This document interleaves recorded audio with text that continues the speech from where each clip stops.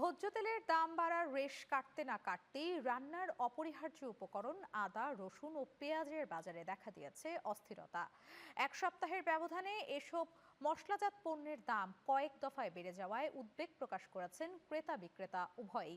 বিস্তারিত নামির আহমেদের রিপোর্টে।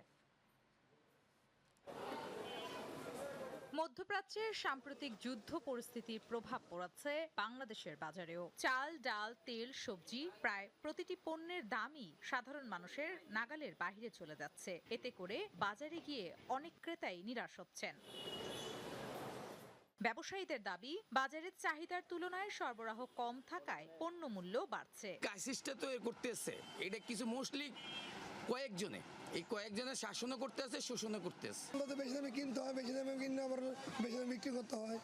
এমন কাজ বাজার সিন্ডিকেট চলতে, এগুলো ব্যবসা দেখুন, এগুলো ডিলারশিপ আর ডিলার তারা সিন্ডিকেট করতেছে।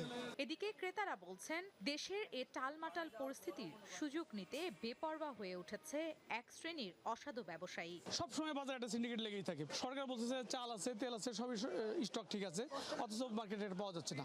বাজারে সব জিনিসের দাম মোটামুটি বেশি এখন বর্তমানে। আর ব্যবসায়ীরা কি করবে, ওনারা তো কিনে আনে, যেখান থেকে কিনে আনে এখানে এখন খুচরা বেচতে তো সব জায়গায় দাম বেশি রাখে। নিম্নবিত্ত বা মধ্যবিত্ত তাদের কাছে তো একটু ঊর্ধ্বগতি মনে হচ্ছে বা একটু নাগালের বাইরে। বাজার মনিটরিং এর তো অভাব আছে, এটা তো দেখতে পাচ্ছে সবাই। সর্বোপরি দ্রব্যমূল্যের ঊর্ধ্বগতির কারণে সবচেয়ে বেশি চাপে পড়েছেন সাধারণ মানুষ। বিশেষ করে সীমিত আয়ের পরিবারগুলো প্রতিদিনই নতুন করে হিসাব কষতে বাধ্য হচ্ছেন। নামির আহমেদ, চ্যানেল 9, ঢাকা।